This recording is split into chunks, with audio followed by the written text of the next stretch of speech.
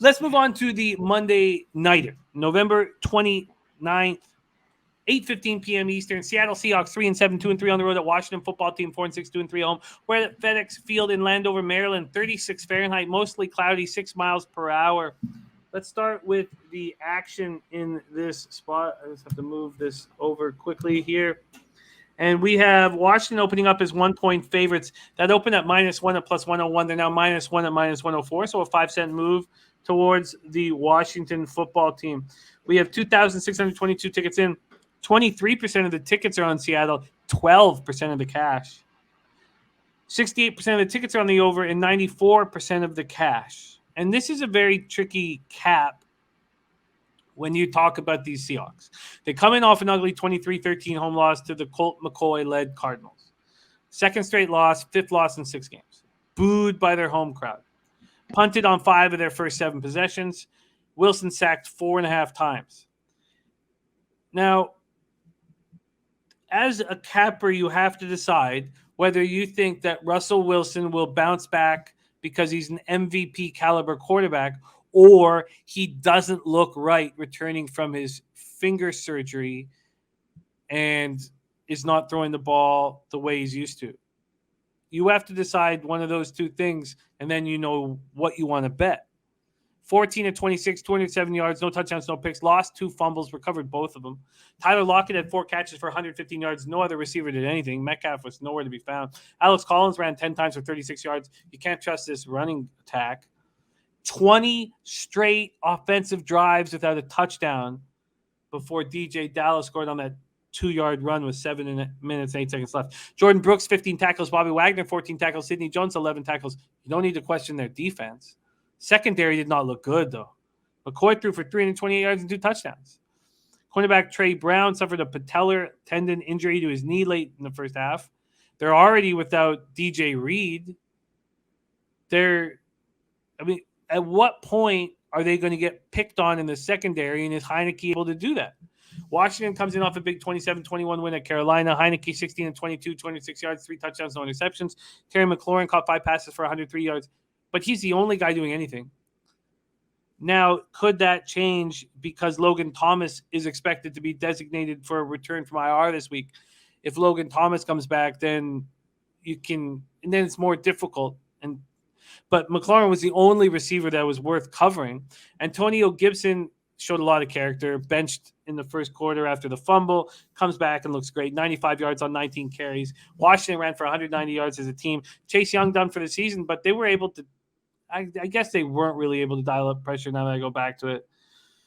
1 sack, 5 quarterback hits. Center Tyler Larson, knee. Right tackle Sam Cosmi left the game in the first half with injuries, did not return. Larson suffered a sprained MCL, so he's going to be out for a while. Cosmi is expected to return this week, but he aggravated a hip injury, so we don't know the extent of that. Wide receiver Curtis Samuel, inactive again, questionable for this week. Tight end Ricky Seals-Jones, defensive end Shaka Tony, and offensive tackle Sadiq Charles inactive. Again, Logan Thomas hopefully will return for this Washington Football Team. CMAC, our last game on the board. You fought the good fight here. We're 3 hours in, and money to be made on the Monday nighter. 6 days away. Seahawks, Washington Football Team. Yeah. Seattle just, man, they look like they're packing it in. This is rough. You got to think that finger just, Russell Wilson does not look right. Both 2 games, no touchdowns. Something's not right here. They can't run it. I think their defense has been decent all year, and they've been on a slew of unders lately. I was on that Arizona one again. I really like the under here. Washington's defense start to play well. That game went over, Ben, you talked about 27-21 with the Panthers. I thought the total was too low. I wasn't going to mess with that. But before that, there was 4 straight. I think Heineke's playing better football. This is tough for me to back the Seahawks in this spot. I think Washington, that defense is finally getting, from all the hype that they were good, were so bad early on. They've been playing better as of late. Even in the few tight losses, that Packers game, I saw a little bit of it. The Broncos, they lost 17-10. They beat the Bucs. They beat the Panthers. Heineke, he's been pretty good. And, it's always tough in years past. I want to back Russell Wilson in a spot like this. Just when you think he's down, it's very difficult. So it's a difficult spot on either side here. And I don't know if I trust Washington all the way. It's tough for me. I lean Washington. I lean the under here.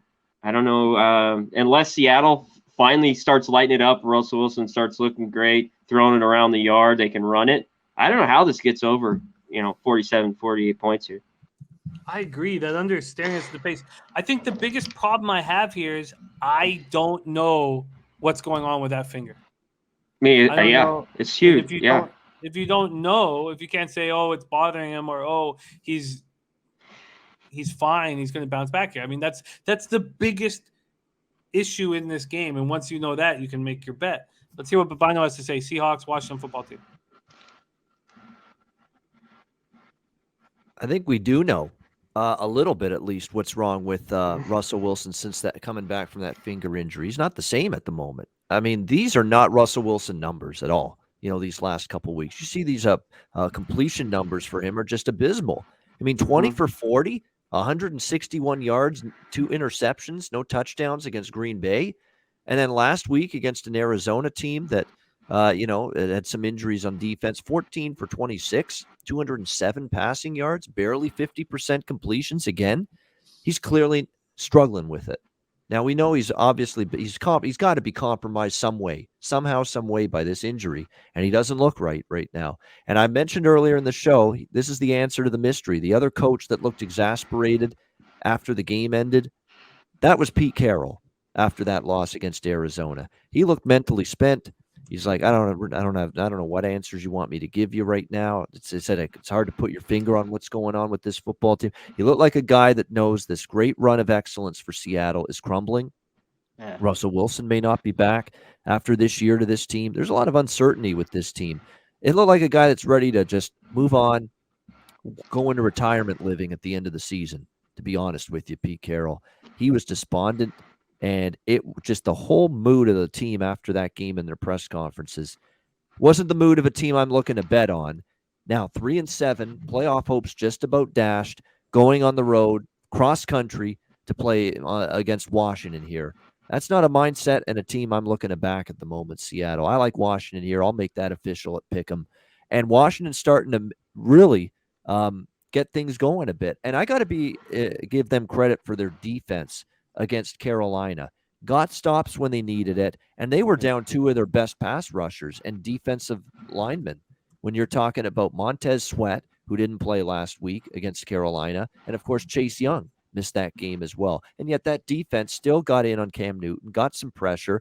Jimmy alluded to the fact that Logan Thomas might be back at tight end. This is a guy that's got like 4 touchdowns this year, 12 catches in just 4 games. He was a difference maker for the Washington football team offense. And you get that big target to go with McLaurin in the receiving game. All of a sudden, you've got weapons to work with. And I'm seeing growth in Heineke. There were times earlier in the year, it's like, oh, Taylor Heineke's starting to look like, the quarterback that's been cut from multiple teams in the past in the NFL. But these last 2 games against Tampa Bay and Carolina, both wins straight up in ATS for Washington, 4 touchdowns, no interceptions, averaging 9 yards per pass attempt. He's completed north of 70% completions in both games. So he's completing a high percentage. He's been efficient. He hasn't made mistakes. He hasn't turned the football over.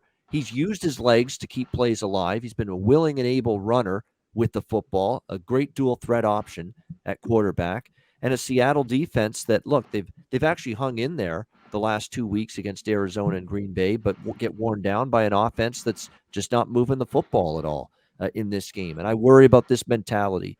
And the betting markets are giving you a very clear indication that they're crashing on this Seattle team, because Seattle was a 3-point road favorite at the open. It's down to Pick'em right now, and even -1 with Washington. They see what I see. This is a team at the end of a long, great run of excellence that finally is starting to realize that, you know what? It's just about over for this great run here with this Seattle team in the Russell Wilson, Pete Carroll era, at least in my opinion. So, yeah, I'm on the Washington side here. Makes sense. Seattle still has that long winning streak on these 1 p.m. Eastern games, which is shocking. And I know they lost to the Steelers in overtime, but that was the Sunday night or the Sunday nighter, I believe, or was it a Monday night? It was 8:20 p.m. start, regardless.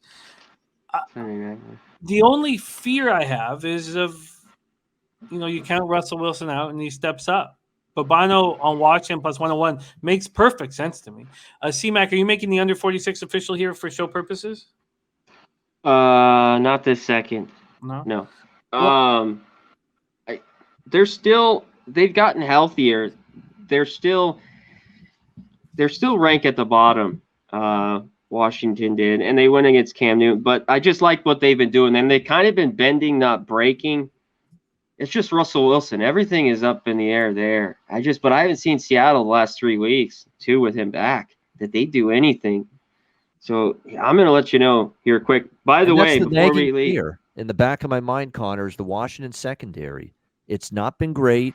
They faced a weaker passing game and quarterback last week. That's the one fear. And Russell Wilson still has Metcalf and Lockett and capable receivers. But this is a Russell Wilson that 2 weeks in a row, even if this is maybe a suspect secondary for Washington, it's not done anything on offense the last 2 weeks against Arizona and Green Bay. That's what I can't. And he just does not look like a guy that's fully healthy and has that full, whether it's the grip of the football, who knows? But there's something clearly off with Russell Wilson. Russell Wilson pre-injury and Russell Wilson in the 2 games coming back from this injury. The difference is night and day, and it's been clear in what we've seen on the football field.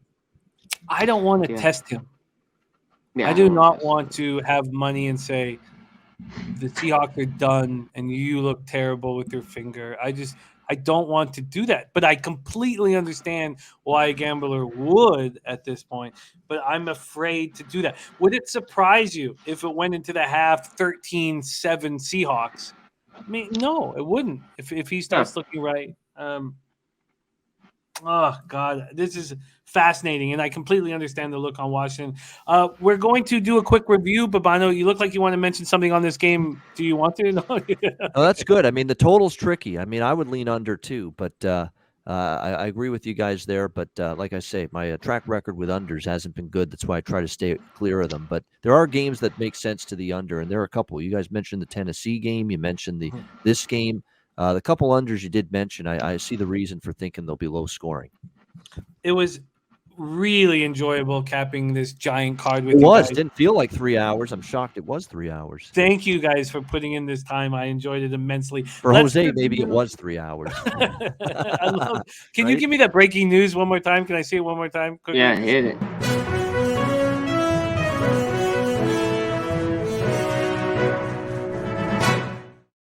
Yes. Fucking yes.